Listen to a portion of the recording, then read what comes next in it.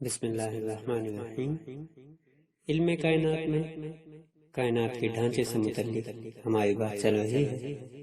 اس میں آج ہمارا موضوع ہے کائنات کے اجزاء ترکیبی، یعنی کائنات کن اجزاء سے مل کر بنی ہے۔ وہ اجزاء ہیں مادہ، توانائی، تاریک مادہ، تاریک توانائی اور ضد مادہ۔ مادہ 118 عناصر پر مشتمل ہے جو کہ ٹھوس، مائع، گیس اور پلازما حالت میں پایا جاتا ہے۔ توانائی 4 حصوں میں تقسیم کی جاتی ہے: مقناطیسی قوت، قوی مرکزی قوت، ضعیف مرکزی قوت اور کشش الثقل۔ تاریک مادے کی اقسام گرم تاریک مادہ اور سرد تاریک مادہ ہیں۔ تاریک توانائی اور ضد مادہ کی بات ان کے اپنے مقام پر ہوگی۔ مادے اور توانائی کا چولی دامن کا ساتھ ہے، دونوں کو ایک دوسرے میں بدلا جا سکتا ہے۔ ہم دونوں کا الگ الگ مختصر جائزہ لیتے ہیں۔ پہلے مادے کی بات کرتے ہیں۔ یہ کائنات میں 4 سے 4.6% تک پایا جاتا ہے۔ مادہ کیا ہے؟ ہر وہ چیز جو مقناطیسی امواج کو واپس پلٹائے اور ماہران فلکیات کے لیے قابل دریافت ہو، وہ مادہ مرئی کے زمرے میں آتی ہے۔ طبیعیات کے مطابق مادہ وہ ہے جو وزن رکھتا ہو، جگہ گھیرتا ہو اور توانائی میں تبدیل ہو سکے۔ اب بات کرتے ہیں توانائی اور قوت کی۔ توانائی اور قوت کے درمیان پائے جانے والے سائنسی فرق کو ہم آسانی کے لیے یہاں نظر انداز کرتے ہوئے فی الحال ایک ہی اصطلاح قوت کے ذریعے اس کی وضاحت کرتے ہیں۔ عظیم دھماکے کے بعد ایک متحد قوت مرحلہ بمرحلہ 4 شکلوں میں تقسیم ہوئی۔ پہلی قوت برقی مقناطیسی قوت ہے، یعنی مقناطیسی قوت۔ یہ طاقت برقیوں کو یعنی الیکٹران کو ایٹم کے مرکزے سے جوڑتی ہے۔ یہ قوت صرف برقیوں اور پروٹان پر ہی تاثیر ڈال سکتی ہے۔ اس طاقت کو اٹھا کر پھرنے والے ذرات کو ضیائیہ یعنی فوٹان کہتے ہیں۔ دوسرے نمبر پر قوی مرکزی قوت ہے، یعنی اسٹرانگ نیوکلیئر فورس۔ یہ قوت ایٹم کے مرکزے کے ذروں کو آپس میں جوڑتی ہے۔ یہ پروٹان اور نیوٹران دونوں پر اثر انداز ہوتی ہے۔ اس طاقت کو اٹھانے والے ذرات کو غذائیہ یعنی گلیون کہتے ہیں۔ یہ طاقت ضعیف ایٹمی طاقت سے 1 ٹریلین گنا زیادہ طاقتور ہے۔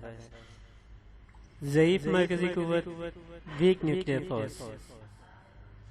یہ طاقت ایٹم کے مرکزے کو توڑتی ہے اور اس کی تاثیر ایٹم کے تمام ذیلی ذرات پر ہوتی ہے۔ ایٹموں میں ریڈیائی تابکاری، ریڈیو ایکٹیویٹی اسی طاقت کا کام ہے۔ یہ قوت ذرات کی جنس بدل دیتی ہے، مثلا نیوٹران کو پروٹان میں بدل دیتی ہے۔ البتہ جنس کی تبدیلی اور تابکاری کے عمل میں مجموعی برقی بار اور توانائی کی مقدار میں کوئی فرق نہیں پڑتا۔ WZ ذروں کی 3 قسمیں اس طاقت کو اٹھائے پھرتی ہیں۔ چوتھے نمبر پر کشش الثقل یعنی گریویٹیشن۔ ہر مادی جسم اس کا حامل ہوتا ہے، جس کی وجہ سے مادے کے تمام اجسام ایک دوسرے کو کھینچتے ہیں۔ کشش الثقل کو مادے سے جدا نہیں کیا جا سکتا، لیکن یہ کشش بہت ضعیف طاقت کی حامل ہے۔ جازحون ذرے یعنی گریویٹونز اس کشش کو اٹھائے پھرنے کے ذمہ دار ہیں۔ تاریک مادہ ڈارک میٹر، یہ تقریباً کائنات کا 23% حصہ تشکیل دیتا ہے۔ اس کا کام کہکشاؤں اور ان کے گروہوں کو ایک جسم کی طرح جوڑے رکھنا ہے۔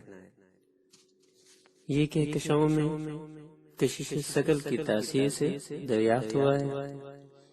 کہکشاؤں میں مرئی مادے کی کشش الثقل اتنی قوی نہیں کہ ستاروں کو کہکشاؤں سے جوڑے رکھے۔ تاریک مادہ الیکٹرو مقناطیسی امواج کو اس حد تک نہیں پلٹاتا کہ دریافت ہو جائے۔ سائنسدانوں کا یہ بھی خیال ہے کہ کل مادے کا 90% تاریک مادے پر مشتمل ہے۔ یہ بطور مخفی ہماری کائنات کو جوڑے ہوئے ہے، مگر دریافت ہو کر نہیں دیتا۔ تاریک مادے کی مختلف اقسام ہیں۔ تاریک مادے کی پہلی قسم گرم تاریک مادہ ہے، ہاٹ ڈارک میٹر۔ یہ ذرا تیزی سے حرکت کرنے والا مادہ ہے۔ اس کی ایک مثال نیوٹرینو ہے۔ یہ روشنی کی سرعت سے سفر کرتے ہیں۔ اس کی معمولی سی کمیت اس کی سرعت پر اثر انداز نہیں ہوتی۔ ہر انسان کے جسم سے ایک سیکنڈ میں کئی ٹریلین نیوٹرینوز پار ہو جاتے ہیں۔ مقدار زیادہ ضرور ہے، مگر معمولی سی کمیت کی وجہ سے یہ تاریک مادے کا بہت کم حصہ تشکیل لیتے ہیں۔ سرد تاریک مادہ، کولڈ ڈارک میٹر، یہ دراصل کائنات کا پوشیدہ ڈھانچہ ہے۔ مادے کے تمام ذرات اور اجسام کے بننے میں مددگار رہ چکا ہے۔ آج بھی یہ مادی ذروں اور اجسام کو معین شکل میں رکھنے کا ذمہ دار ہے۔ جب تاریک مادہ کسی مقام پر اچھی طرح جمع ہو جاتا ہے تو آسمانی اجسام کو بننے میں مدد کرتا ہے۔ فلکی اجسام کو بنانے والا یہ مادہ خود زیادہ متحرک نہیں ہوتا۔ یہی سرد مادے کی اہم خصوصیت ہے۔ اس کو بھی مختلف اقسام میں بانٹا گیا ہے۔ سرد تاریک مادے میں سب سے پہلے ومپس ذروں کا ذکر ہوتا ہے۔ یہ بہت وزنی ذرے ہیں اور عام مادے سے تعامل کی بہت کم صلاحیت رکھتے ہیں۔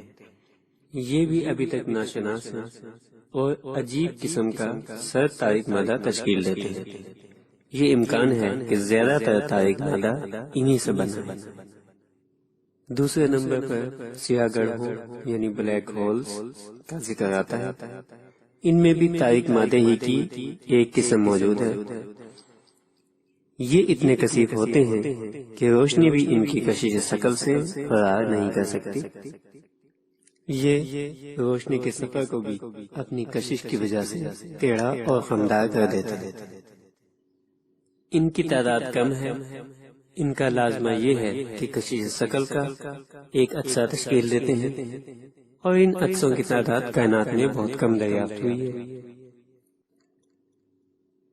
بعض نظریات میں دیگر اشیاء کو بھی تاریک مادے میں شمار کیا گیا ہے، جیسے نیوٹرانی ستارے۔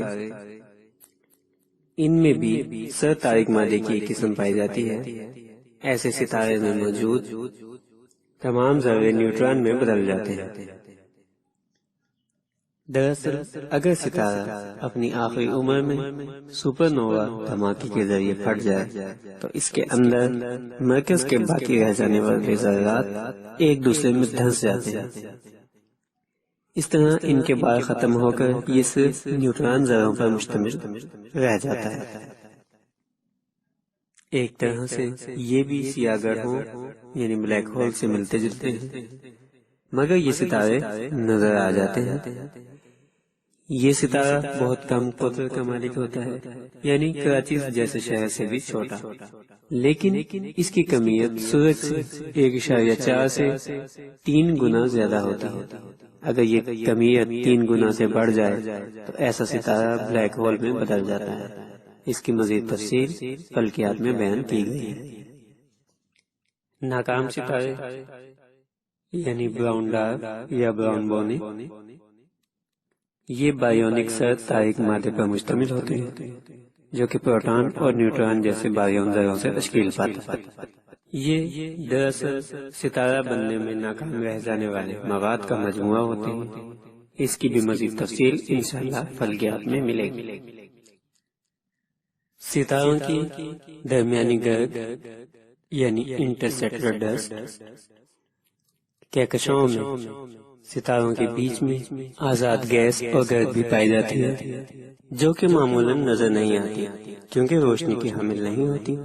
ہماری کہکشاں میں بھی تقریباً 1% ایسی گرد پائی جاتی ہے۔ نتیجہ یہ ہوا کہ زیادہ تر تاریک مادہ یا اصل تاریک مادہ ومپس ذروں پر ہی مشتمل ہوتا ہے، جن کا اوپر ذکر آ چکا ہے۔ اب بات کرتے ہیں تاریک توانائی یعنی ڈارک انرجی کی۔ یہ تقریباً کائنات کا 72 سے 73% حصہ تشکیل دیتی ہے۔ ہم دیکھتے ہیں کہ کائنات پھیل رہی ہے، یعنی ایسی کوئی توانائی موجود ہے جو کشش ثقل کو توڑ کر اجسام کو ایک دوسرے سے دور ہٹا رہی ہے۔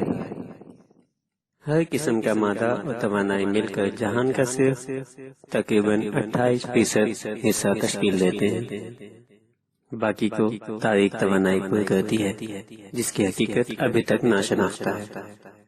یہ ابھی تک مستقیماً تجربات میں تو نہیں آئی، لیکن اس کو اس کے آثار سے پہچانا گیا ہے۔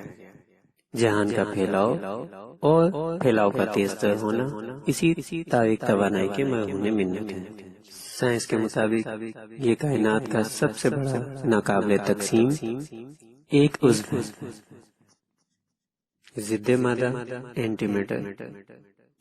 عظیم دھماکے کے نظریے کے مطابق مادہ اور ضد مادہ کی برابر مقدار ابتدا میں ہی بن چکی ہے، لیکن دھماکے کے بعد ضد مادہ اوجھل ہو گیا اور ابھی تک دریافت نہیں ہوا۔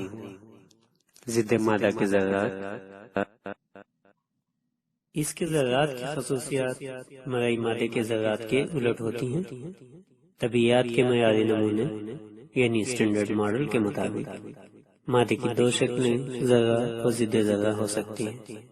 ان کی کمیت مساوی، جبکہ ان کے چارج یعنی ان کے بار ایک دوسرے کے الٹ ہوتے ہیں۔ ایٹم کے تقریباً تمام چھوٹے ذرات اپنا ضد ذرہ رکھتے ہیں، جیسے ضد الیکٹران کو پوزیٹران کہا جاتا ہے، اسی طرح ضد پروٹون، ضد کوارک وغیرہ بھی موجود ہیں۔ کائنات کے اجزاء کی مختصر تفصیل یہاں ختم ہوتی ہے۔ انشاءاللہ اپنے موضوع کے باقی حصوں کو اگلی قسطوں میں بیان کریں گے۔ جب تک کے لیے خدا حافظ۔